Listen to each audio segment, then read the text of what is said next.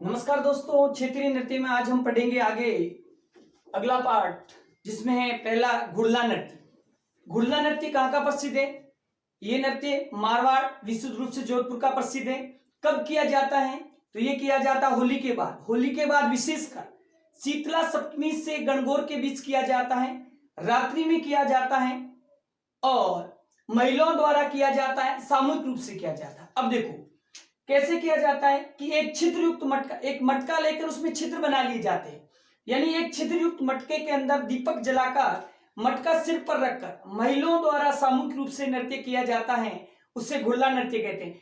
जिससे इस मटके के छिद्रों में से जो दीपक की जो रोशनी है वो देखने को बनती है।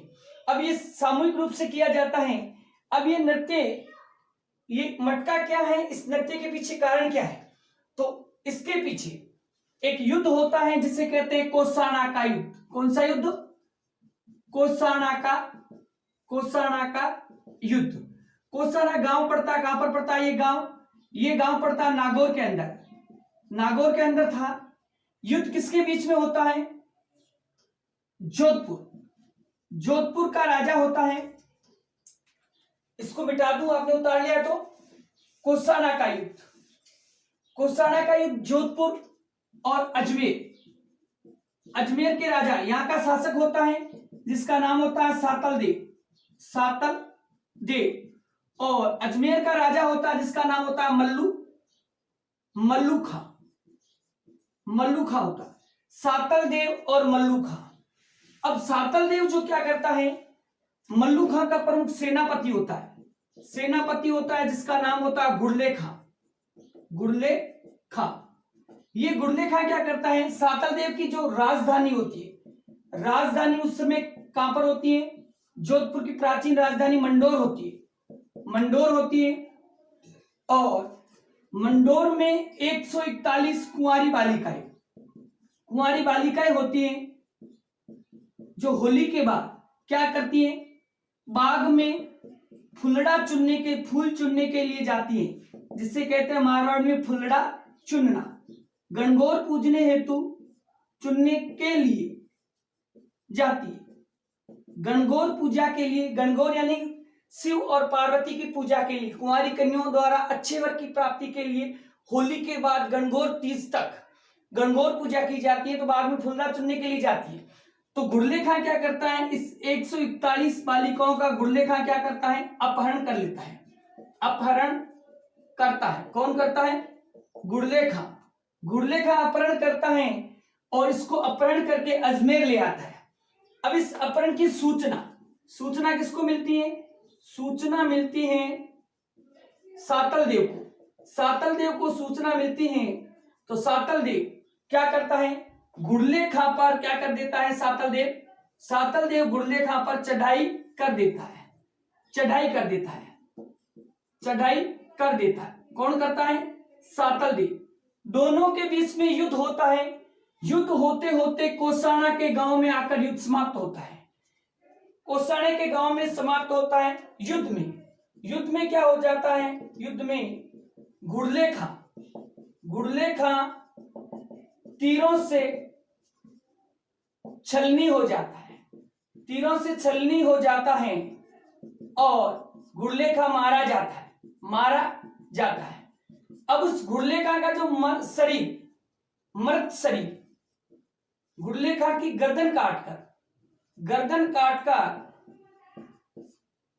141 बालिकाओं को सौंप दी जाती हैं। ये बालिकाएं क्या करती हैं? बालिकाएं इसे थाल में लेकर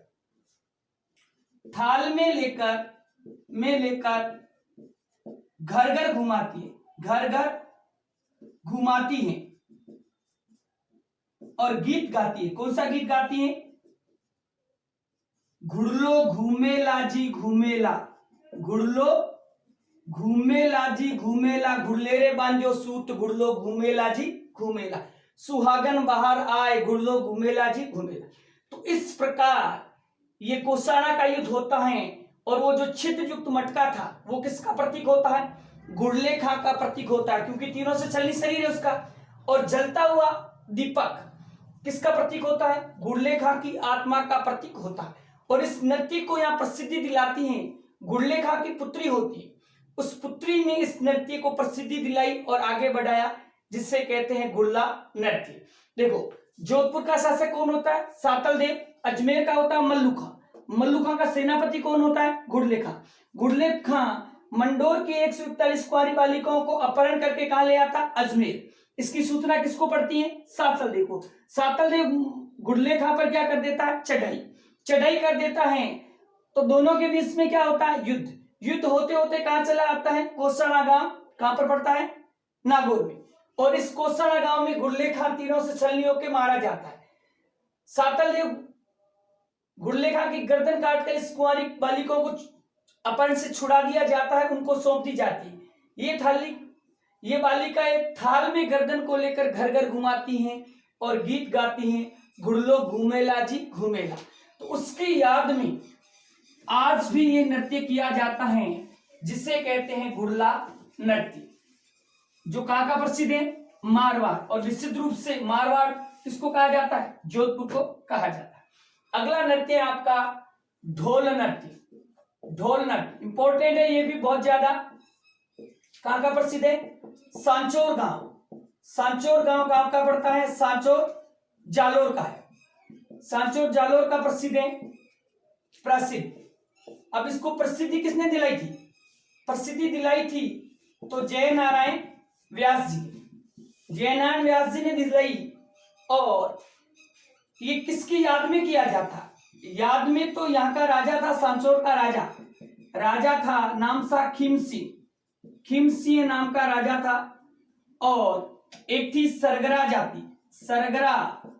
जाति की महिला थी। इन दोनों में क्या था? इन दोनों में इलू था।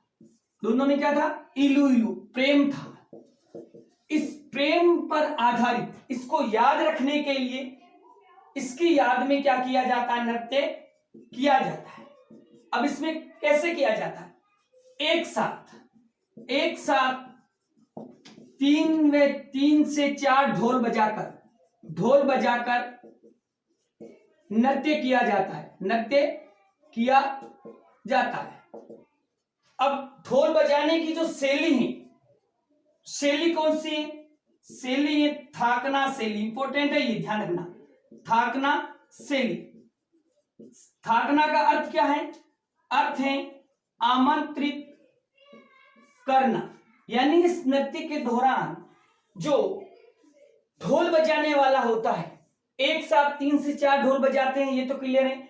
ढोल इस प्रकार बजाता है, ढोल पर जो चोट मारने वाला जो लकड़ी होती है उसको डंका बोलते हैं या डाका बोलते हैं। डाका इस प्रकार लगाता है कि जो व्यक्ति जो नहीं नाचता है वो भी दूर खड़े खड़े नाचने लग जाता है। यानी उसको आमंत्रित इस प्रकार बजाया जाता है कि व्यक्ति का रो नाचने लग जाता है, यानी उसे आमंत्रित करना, जिसे कहते हैं थाकना शैली। कहां का प्रसिद्ध है? सांचौर जालोर का। किसने दिलाई प्रसिद्धि? जयनारायण खिमसिंह है, ध्यान रखना, खिमसिंह। और सरगरा जाति, दोनों के बीच में क्या होता है? इलू।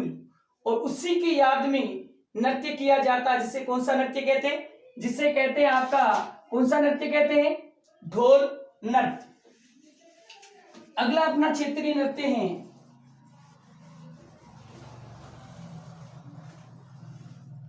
कुछ छोटे छोटे और नृत्य हैं, जैसे थाली नृत्य। अब ये किसकी आराधना में किया जाता है? लोक देवता की। तो ये किया जाता है पाबू जी की आराधना में। कौन सा नृत्य किया जाता है? थाली नृत्य किया जाता है। जैसे आपका है सांकल नृत्य किसकी आराधना में किया जाता है? गोगा जी लोक देवता की आराधना में किया जाता है। गोगा जी की आराधना में किया जाता है। कौन सा नृत्य किया जाता है? सांकल नृत्य गोगा जी की। यानी वह नृत्य जिनको इनके कलाकारों ने अपना व्यवसाय या धंधा बना रखा है या अपने परिवार का लालन पालन करते हैं, वो व्यवसायिक नृत्य कहलाते हैं। और मुख्य रूप से 3 व्यवसायिक नृत्य राजस्थान के, क्वेश्चन कई बार यहीं से आता बेसिक का, इनमें से कौन सा व्यवसायिक नृत्य नहीं है? तो 3 कौन सा? पहला 13 ताली, दूसरा भवाई, तीसरा कच्छी घोड़ी। अब पहला है 13 ताली नृत्य। तेरह ताली नृत्य किसकी आराधना में किया जाता है? रामदेव जी की आराधना में किया जाता है। कौन सी जाति द्वारा? कामड़ जाति द्वारा, क्योंकि जो कामड़ पंथ है राजस्थान में वो रामदेव जी ने ही चलाया। और रामदेव जी का जो मेला लगता है, रामदेवरा कहते हैं, प्राचीन नाम रुणीचा है। तो रुणीचा जो मेले का प्रमुख आकर्षण का केंद्र कौन सा नृत्य माना जाता है? तेरह ताली नृत्य ही माना जाता है। अब यहाँ पर इसकी जो उत्पत्ति है, सबसे इंपॉर्टेंट है कि उत्पत्ति कहां से मानी जाती है। तो उत्पत्ति मानी जाती है पादरला गांव। कहां पर है ये पादरला गांव? पाली। इस गांव की केवल बहुएं ही करती हैं, ये याद रखना। इस गांव की केवल क्या करती है? बहुएं ही करती है। अब देखो इसमें क्या होता है, तेरह ताली नाम क्यों पड़ा इसमें? क्योंकि इसमें 13 मंजीरे होते हैं। कितने मंजीरे? 13। जो कलाकार है महिलाओं द्वारा किया जाता है, और महिलाओं द्वारा बैठकर किया जाने वाला एकमात्र नृत्य कौन सा है? तेरह ताली। ध्यान रखना, इंपॉर्टेंट है। बैठ घुटनों के बल बैठ जाती है, और ये घुटनों के बल बैठ जाती है, और दायां पैर जो है वो आगे निकालती है। इस पैर दाएं पैर के दाएं पैर पर 9 मंजीरे और 2 मंजीरे दोनों हाथों की कोहनियों पर बांधती है, और 2 मंजीरे दोनों हाथों में पकड़ती हैं, जिसके पीछे लंबी डोरियां होती है। घुटनों के बल बैठकर दायां पैर आगे निकालकर और नृत्य करते हुए सभी मंजीरों को क्या करती है? एक एक हाथों वाले मंजीरों को, डोरी को जोर से फेंकती है और वापस खींचती है और उसको बजाती रहती है इसे। तो इस प्रकार बजाती है, इसीलिए इसको कहते हैं तेरह ताली नृत्य। 13 मंजीरे होते हैं, इसीलिए इसका नाम क्या पड़ा? तेरह ताली नृत्य। अब जो है नृत्य के दौरान पहला तो ये ध्यान रखना है, महिलाओं द्वारा बैठकर किया जाने वाला, महिलाओं द्वारा बैठकर किया जाने वाला, बैठकर किया जाने वाला एकमात्र नृत्य। मैं आपको पहले ही बताया था, पुरुषों द्वारा बैठकर किया जाने वाला एकमात्र नृत्य कौन सा था? हाथी मना। महिलाओं द्वारा बैठकर किया जाने वाला एकमात्र नृत्य कौन सा है? तेरह ताली। ध्यान रखना, इंपॉर्टेंट लाइन है, सबसे इंपॉर्टेंट लाइन है। अब इसके दौरान कुछ कर्तव्य दिखाए जाते हैं। क्या दिखाए जाते हैं? यानी जो नृत्य के दौरान कुछ करते हुए दिखाए जाते हैं, जैसे आटा गूंदना, फसल काटना, दही बिलोना, अनाज साफ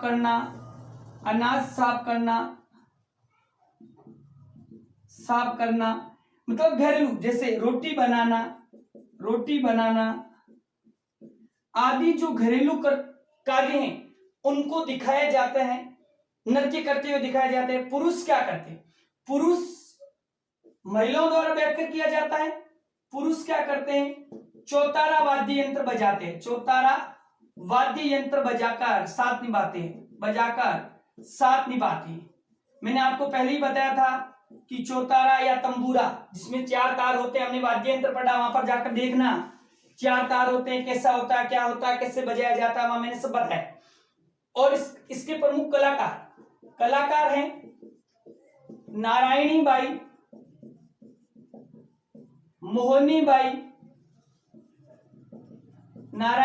मोहनी बाई और एक और है मांगी बाई। 3 भाई हैं और एक भाई है जिसका नाम है लक्ष्मण दास। इन 3 भाइयों का एक दास है जिसे कहते हैं लक्ष्मण दास।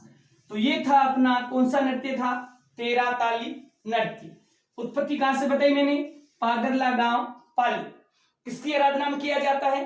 बाबा रामदेव जी की आराधना में। कौन से पंथ या जाति द्वारा? कामड़ जाति द्वारा। बहुत से क्वेश्चन बनते हैं जो एग्जाम में सीधे पूछे जाते हैं। अगला व्यावसायिक नृत्य है अपना, कौन सा अगला व्यावसायिक नृत्य? भवाई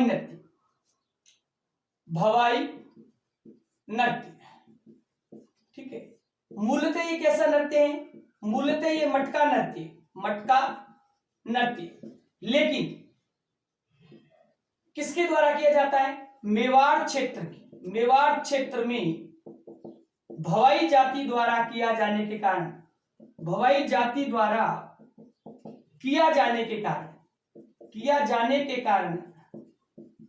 इसे क्या कहते हैं? भवाई नृत्य कहते हैं। मूलतः मटका नृत्य है, मेवाड़ क्षेत्र में भवाई जाति द्वारा किया जाने के कारण क्या कहते हैं, मटका नृत्य। अब इसमें क्या होता है, सिर पर एक से अधिक मटके रखकर नृत्य किया जाता है। एक से अधिक मटके रखकर नृत्य किया जाता है, इसे कहते हैं भवाई नृत्य। अब इसके जन्मदाता कौन है, यहां से क्वेश्चन आता है कि भवाई नृत्य का जन्मदाता, तो लिखना है बाघोजी या नागाजी जाट है। इन्होंने लगभग 400 वर्ष पूर्व इस नृत्य को शुरू किया था। बाघोजी नागाजी जाट इसके क्या है, इसके जन्मदाता। लेकिन अब इसमें होता क्या, इसमें क्या करते हैं, नृत्य के दौरान प्रसंग बोले जाते कुछ प्रसंग बोले जाते हैं, उस प्रसंगों को आधार बनाकर क्या किया जाता है, नृत्य किया जाता है। जैसे बींद बीननी, डोकरा डोकरी, बंजारा बंजारी, ढोला मारू, बागोजी, संक्रिया, इस प्रकार के प्रसंग बोले जाते हैं। कैसे, बींद बीननी, बागाजी, नागोजी, ढोला मारू, बंजारा बंजारी, संक्रिया आदि क्या बोले जाते हैं, प्रसंग बोले जाते हैं, और प्रसंगों को बोलते हुए नृत्य किया जाता है। अब इसकी विशेषता, प्रमुख इसकी विशेषता क्या है, इसकी सबसे बड़ी विशेषता यह है कि मटकों को तो सिर पर रखा ही जाता है, रखकर नृत्य किया ही जाता है, लेकिन उसके साथ साथ में शरीर के अंगों का अधिक संचालन होता है। शरीर के अंगों का संचालन अधिक होता है। अब इतना संचालन होता है कि नृत्य के दौरान जो इसके नर्तक होते हैं, नाचते नाचते जमीन पर रखी आंखों से अंगूठी उठाना, पैसे उठाना, इस प्रकार भी किए जाते हैं। लेकिन कुछ क्या दिखाए जाते हैं, नृत्य करते हुए, देखो नृत्य करते हुए कलाकार क्या क्या करते हैं, कलाकार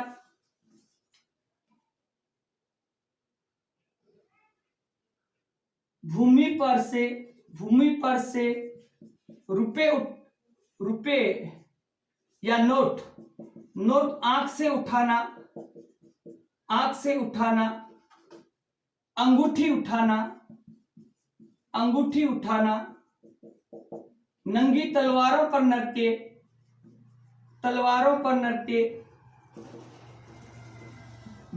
कांच की गिलासों पर नृत्य,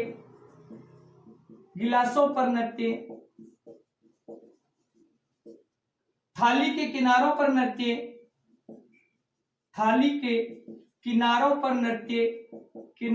नृत्य, ठीक है। सिर पर 10 फुट ऊंची ध्वजा लेकर नृत्य। तो इस प्रकार के बहुत से कर्तव्य दिखाए जाते हैं, जो नृत्य करते हुए दिखाते हैं कौन, इसके कलाकार। अब देखो ज्ञानद्वीप है, इसकी एक नाटिका या इसका एक नृत्य तैयार किया है।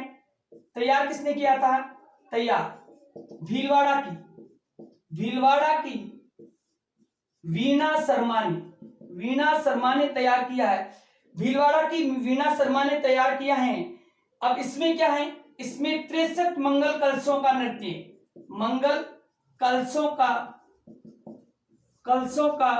नृत्य, जिसे क्या कहते हैं, जिसे कहते हैं ज्ञानदीप कहते हैं। किसने तैयार किया है, भीलवाड़ा की वीणा शर्मा। अगला है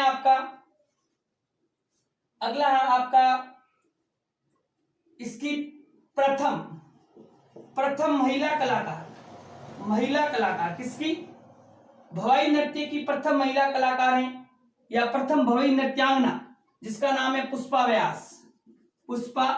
व्यास है। कहां की है, जोधपुर की है, पुष्पा व्यास जोधपुर की।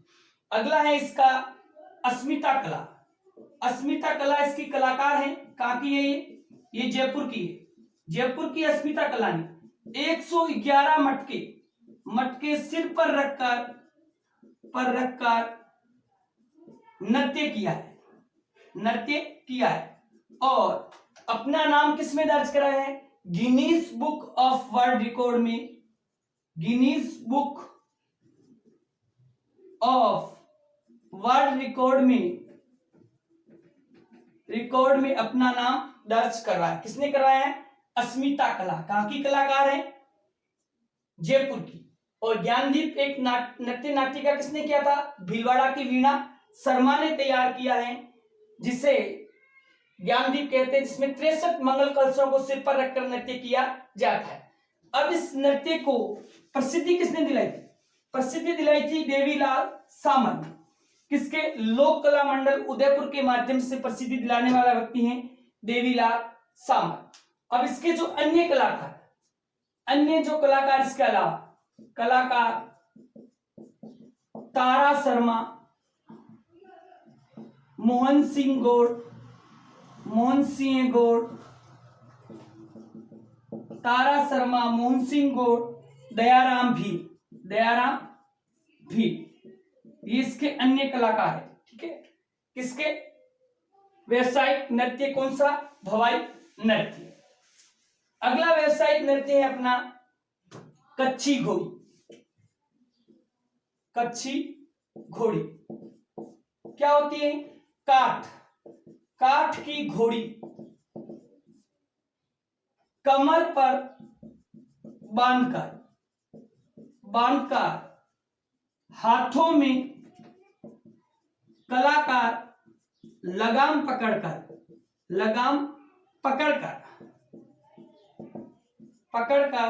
चलते हुए क्या करता है? नृत्य करता है।